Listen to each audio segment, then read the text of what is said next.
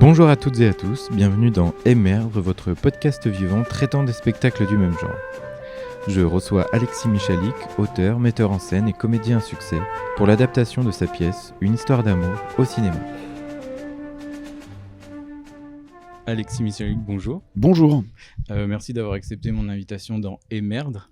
Un plaisir. Et de me recevoir ici à l'hôtel Saint-Antoine à Rennes, à l'occasion de la sortie de votre nouveau film Une histoire d'amour, adapté de votre pièce éponyme. Ce n'est pas la première fois que vous passez derrière la caméra pour une de vos adaptations, puisque vous l'avez déjà fait avec Edmond en 2018.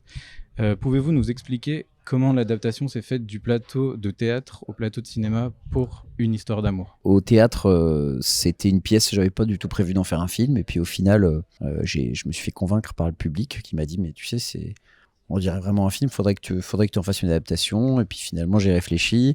Il y a eu le confinement qui est tombé 2 mois après la première et j'ai pris un peu de recul et j'ai commencé à adapter comme ça cette histoire. Comment je l'ai adaptée ? Principalement en enlevant de la théâtralité. Je voulais que ce soit comme un film à part entière. Donc j'ai enlevé des dialogues et rajouté des décors et voilà. J'imagine que le travail d'adaptation entre une pièce comme Edmond et Une histoire d'amour n'est pas du tout la même. Pouvez-vous nous expliquer les différences éprouvées lors de l'adaptation de ces deux œuvres ? Edmond, c'était un film, enfin je voulais faire un film à la base. C'était pas une pièce au départ dans ma tête, c'était vraiment un film que j'ai développé pendant 10 ans. Et en n'arrivant pas à trouver des financements, je me suis dit, et si je le faisais au théâtre ? Et c'est grâce au succès de la pièce au théâtre que finalement j'ai pu faire le film. Donc j'avais déjà en tête le scénario et le film la pièce est très cinématographique et il y a assez peu de différence entre Edmond le film et Edmond la pièce. Là c'était complètement autre chose, puisque n'ayant pas du tout projeté cette pièce au cinéma, l'adaptation a été plus longue et plus distanciée. Il a fallu raconter plein de choses de manière différente.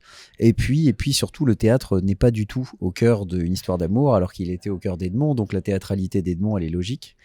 Là, je voulais quelque chose de plus contemporain, de plus évident, même si on entend bien qu'il y a des dialogues et que c'est écrit. Je voulais que ça soit juste et cinématographique et au plus vrai, naturaliste et pas trop théâtral.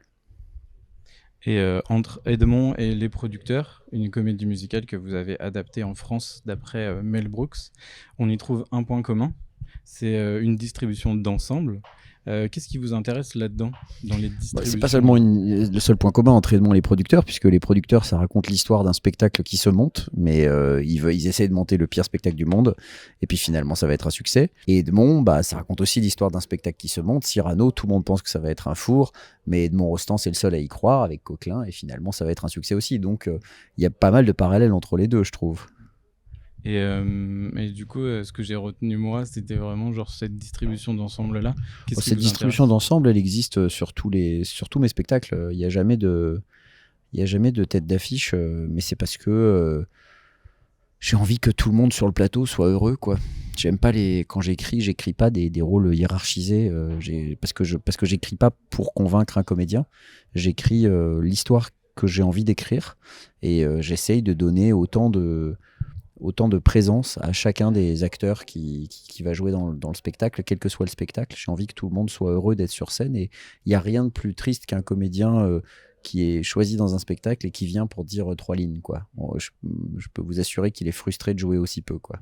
Et vous êtes toujours metteur en scène des pièces que vous écrivez. Est-ce que pendant le processus d'écriture, vous vous projetez déjà dans la mise en scène ? Pas forcément, ça dépend des pièces. Il y a des fois où j'ai effectivement des idées qui me viennent en écrivant. Forcément, comme j'ai une façon de raconter qui est très organiquement théâtrale, je vais écrire et je vais imaginer ce qui va se passer. Des fois, je vais avoir un truc très précis, une musique par exemple, qui va s'adjoindre très vite et où je vais me dire voilà, c'est ça que je vais raconter et je vais essayer de me caler sur la musique. Puis des fois, non, des fois, je sais pas encore ce que je vais faire et je vais le découvrir au plateau.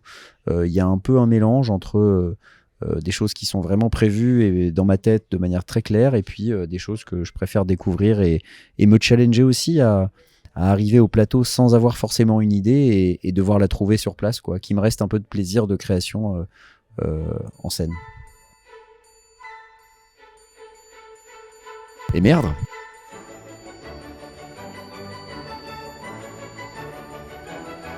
Et lorsqu'on lit ou on voit vos pièces, on remarque assez vite que vous vous souciez peu de l'unité de temps et de lieu. Vous avez également dit que le rythme est une obsession pour vous. Est-ce que tous ces changements de temps et d'époque est une façon aussi d'imposer un rythme dès l'écriture?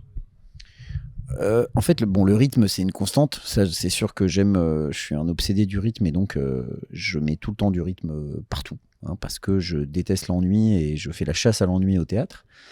Donc il y a du rythme partout, quoi qu'il en soit. Pour ce qui est des allers-retours, ça fait partie, je pense, de cette chasse à l'ennui, mais c'est surtout quelque chose qui est hérité des séries. Quand on regarde aujourd'hui des séries, on a l'habitude de ces sauts spatio-temporels, on a l'habitude de revenir en arrière, d'avoir des flashbacks, flash-forward, on a l'habitude de suivre plusieurs histoires en même temps, en parallèle.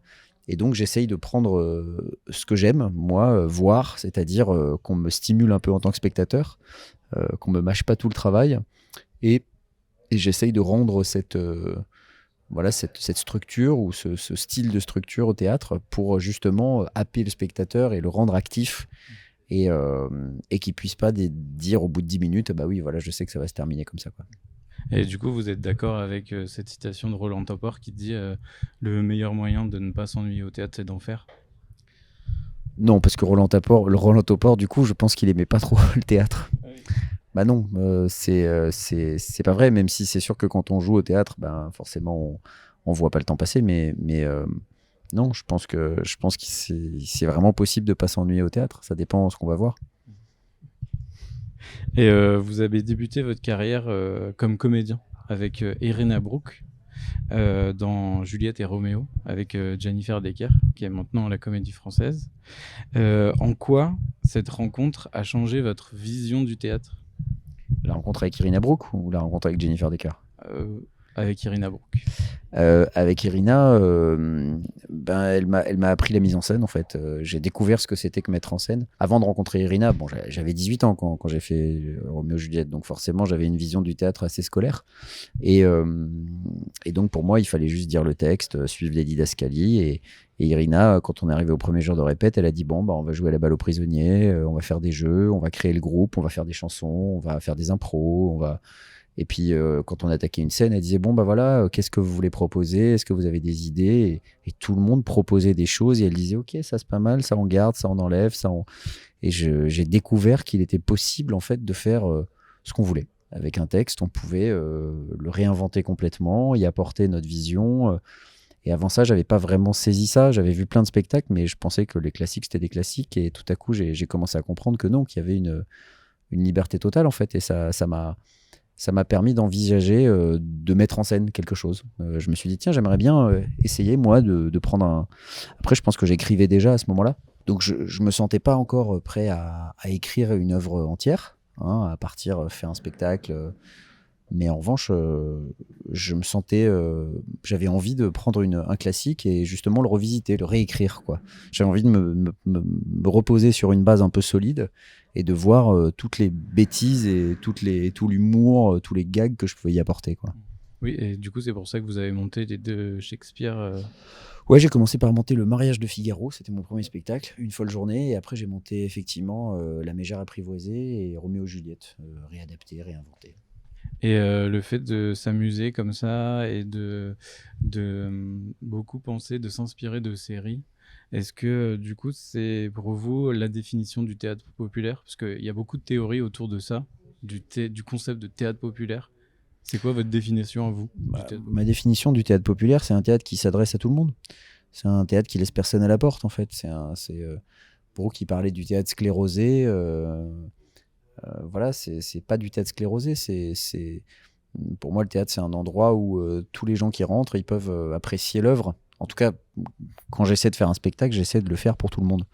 C'est-à-dire quelqu'un qui n'est jamais venu au théâtre, j'ai pas envie qu'il sorte en se disant oh là là, ça me donne pas envie d'y retourner. Au contraire, j'ai envie qu'il sorte en disant bah en fait, je pensais pas que j'allais autant être pris par cette histoire.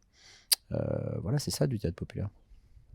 Et est-ce que du coup c'est pour cette raison-là que vous avez accepté la présentation de la 34e cérémonie des Molières? Ben c'est ça, et puis on me le proposait depuis 2-3 ans, et là cette année j'ai pas de spectacle puisque je sors un film, et donc je me suis dit allez, c'est l'occasion, je vais essayer, je vais voir ce que je peux en faire. Et puis je me suis entouré d'une bande de gens très talentueux qui vont écrire, qui vont jouer avec moi, et on va voir ce qu'on en fait. Merci beaucoup du coup. Bah, merci à vous. Et merde. Et merde. Merci de m'avoir écouté. Vous pouvez toujours nous suivre sur Facebook et Instagram pour connaître nos actualités. On se retrouve incessamment sous peu pour parler mise en scène, théâtre et jeux.